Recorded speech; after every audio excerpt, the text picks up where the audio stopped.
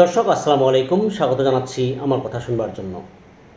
নির্বাচন কমিশন পুনর্গঠন এবং স্থানীয় সরকার নির্বাচনের দাবিতে আজকে এনসিপি জাতীয় নাগরিক পার্টি এনসিপি নির্বাচন কমিশন ঘেরাও করেছে, অবস্থান কর্মসূচি পালন করেছে মূল ফটকের সামনে।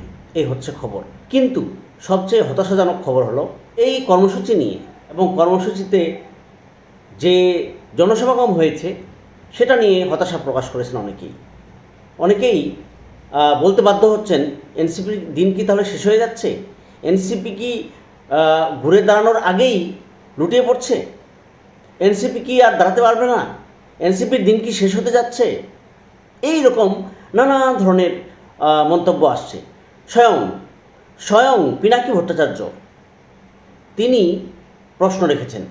তিনি একটি ছবি শেয়ার করেছেন। সেই ছবি শেয়ার করে তিনি সেখানে বলেছেন, তিনি একটি প্রশ্ন করেছেন যে এনসিপির আজকের নির্বাচন কমিশন ঘেরাও কর্মসূচি, এবং সেই ঘেরাও কর্মসূচিতে সেন্ট্রাল কমিটির কি সবাই আছে? কর্মসূচি পালন করতে পারবে না সেটা এরা হাতে নেয় কেন? এটা তিনি প্রশ্ন রেখেছেন। খুব স্বাভাবিক যে ছবিটি পিনাকি ভট্টাচার্য শেয়ার করেছেন খুবই হতাশার। এনসিপি যেভাবে তাদের কর্মকাণ্ড শুরু করেছিল তাতে এই এনসিপি তো দেখার কথা না।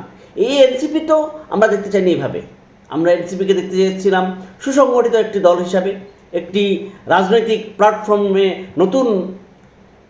নতুন একটি রাজনৈতিক প্ল্যাটফর্ম হিসাবে এদের জনবল জন আকাঙ্ক্ষা পূরণে তারা হচ্ছে আপামর জনসাধারণকে নিয়ে যে কোনো ধরনের কর্মসূচি পালন করবে, এটাই তো আমরা আশা করেছিলাম। আরও কিছু কমেন্টস আমি একটু আপনাদেরকে শোনাতে চাই। কমেন্টস হচ্ছে হাসান মোহাম্মদ মেহেদি, তিনি একটি কমেন্টস করেছেন। তিনি বলেছেন, এনসিপি বাগচাষের উচিত রাজনীতি ছেড়ে দিয়ে ক্যারিয়ারে মনোযোগী হওয়া। যারা স্টুডেন্ট তারা পড়ালেখায়, আর যাদের ছাত্রত্ব শেষ তারা সচিবালয়ে তদবির বাণিজ্য ছেড়ে সান্ডার তেল, সুন্দরবনের অরিজিনাল খাঁটি মধু, আম, লিচু, হানিনাটের হালাল ব্যবসা করে স্বাবলম্বী হতে পারো।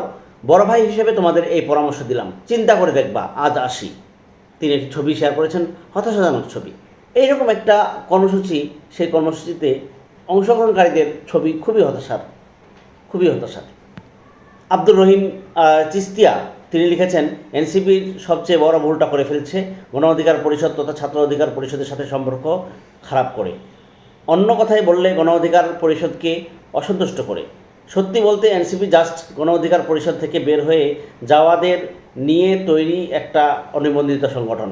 গণ অধিকার পরিষদ জাতীয় স্বার্থে এনসিপির ভাই ব্রাদারদের নিরবচ্ছিন্ন সমর্থন দিয়েছে এতদিন। এখন নিজেদের স্বার্থেই হোক বা রাজনৈতিক স্বার্থে একে অপরের মুখোমুখি যেহেতু হয়েছে, সেহেতু দিন শেষে ভুগবে আসলে এনসিপি।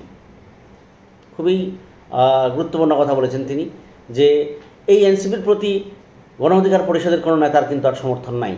তারা এখন বিএনপির, মানে গণ অধিকার পরিষদের কথা বলছি আমি, তারা বিএনপির মতো কথা বলছে। বিএনপি যে কথাগুলো বলে সে কথাগুলোই তারা বলছে, এবং এনসিপির চরম বিরোধিতা করছে যে কোনো কাজে। একই সাথে জামাত শিবিরের কোনো সমর্থন তো পাচ্ছেই না। নাসির বিন নূর লিখেছেন, এনসিপির যে কজন সদস্য সকলেই নেতা, সাধারণ কর্মী নাই বললেই চলে। শহরেই যদি কর্মী সংকট থাকে তাহলে গাঁও গ্রামে জিরো। আজকের গুরুত্বপূর্ণ আয়োজনেও ফেল মারল এনসিপি। নির্বাচন কমিশনের সামনে লোক সমাগম দেখে যে কেউই হতাশ হবে। তৃতীয় পক্ষ থেকে সাপ্লাই না দিলে হাসির পাত্র হয়ে যাবে এনসিপি, এটাই তিনি বলেছেন। একই সাথে আরেকজন কমেন্টস করেছেন সাইদুর রহমান নামে। তিনি বলেছেন, নির্বাচন কমিশনের সাংবাদিকরা অনেক আশা করে এসেছিলেন কিন্তু হতাশ হয়ে চলে গেছেন।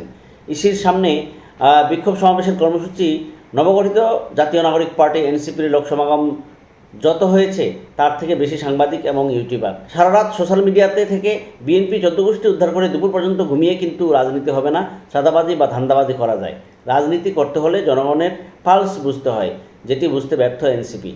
তারা হুদাই জাতীয় নির্বাচন বন্ধ করতে স্থানীয় নির্বাচনের দাবিতে মাঠে নেমেছে, আবার নির্বাচন কমিশন পুনর্গঠনের দাবি আছে তাদের।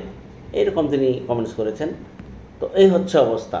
আসলে আমার যেটা বক্তব্য সেটা হচ্ছে, এনসিপি নিয়ে মানুষের আশা আকাঙ্ক্ষা অনেক বেশি ছিল, অনেক বেশি। এবং এই বাংলাদেশের ধরেন যে একটা পরিবর্তন, 5ই আগস্টের পরে যে একটা পরিবর্তন, 5ই আগস্টের যে একটা বিপ্লব হয়েছে, সেই বিপ্লবের কাণ্ডারি কিন্তু এনসিপির যারা শীর্ষস্থানীয় নেতারা আছেন তারা। তো এই তাদের বৈষম্যবিরোধী ছাত্র আন্দোলন এই বৈষম্যবিরোধী ছাত্র আন্দোলনের যে নেতৃত্ব ছিল তারাই কিন্তু এখন এনসিপিতে আছে। তো তাদের ডাকেই, তাদের আহ্বানেই কিন্তু সারা বাংলাদেশের মানুষ সাড়া দিয়েছে। কিন্তু হতাশাজনক হলেও সত্যি, দুঃখজনক হলেও সত্যি যে আজকে এনসিপির এই যে দুরবস্থা, এটার জন্য দায়ী কে? এটার জন্য দায়ী কারা? এটা খুঁজে বের করতে হবে। এটা খুঁজে বের করতে হবে কেন এরকম ঘটনা ঘটলো, কেন এনসিপির জনসমর্থন জিরোতে চলে আসছে, তলানিতে চলে যাচ্ছে। আজকে আমরা হান্নান মাসুদ থেকে শুরু করে অনেক সিনিয়র নেতার বিরুদ্ধে নানা ধরনের অভিযোগ পাচ্ছি, অনেক অভিযোগ শুনছি, অনেক অভিযোগ দেখছি, মানে অনেক তাদের বিরুদ্ধে এলিগেশন, অনেককে সহজ করা হয়েছে। এই অভিযোগগুলো, তাদের বিরুদ্ধে যে এলিগেশনগুলো, এগুলো নিয়ে আসলে মূলত সাধারণ মানুষ এনসিপি থেকে সরে যাচ্ছে, বা তাদের যে সমর্থন, সেই সমর্থন তারা কিন্তু হারাচ্ছে। এটাই হচ্ছে বাস্তব সত্য। এনসিপি যদি যত তাড়াতাড়ি বুঝবে, যত তাড়াতাড়ি তাদের ভুলগুলো বুঝবে এবং সে ভুল থেকে শিক্ষা নেবে, ততই এনসিপির জন্য ভালো, মঙ্গল। ধন্যবাদ। এখন আসসালামু আলাইকুম।